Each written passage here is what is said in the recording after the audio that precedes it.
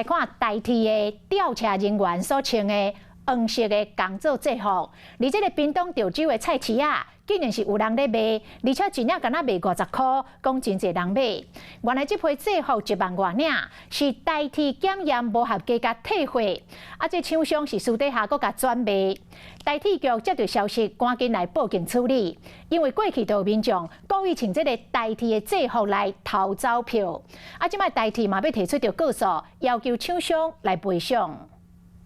涂骹一包一包黄色的衫，摕管仔衫拍开一个看，竟然是迄有代替徽章的调查人员制服。不过这根本是伫咧代替车头，是伫咧菜市内底。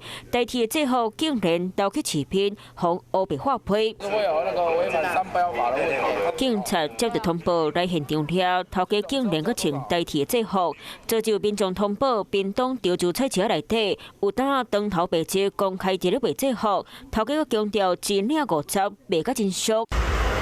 来屏东潮州中正菜市仔，当已经甲衫包好势，准备离开。对公开伫咧卖代替的制服，附近民众拢讲有印象。卖偌久啊？卖啦。不过这批制服到底是安怎流去市品？原来几年前的厂商做上了后，才有食万件，因为不合格互验体。代表厂商落尾一件5块价白挑，不过这个行为已经违法。他为什么要卖这个，就搞不懂。没有，就代表说穿衣服就可以免费搭到爽了，所以我们不会说只看衣服，我们还要看证件。因为已经违反商标法，代替按时向厂商提各项求偿。另外代替嘛讲，卖叫是民众穿制服地当走票，检票时卖检检查证，且唔通收过考试。Hello， 我是林仙怡。想要抢先掌握最及时的新闻资讯吗？赶快订阅、按赞、开启小铃铛，锁定华视新闻 YouTube 频道。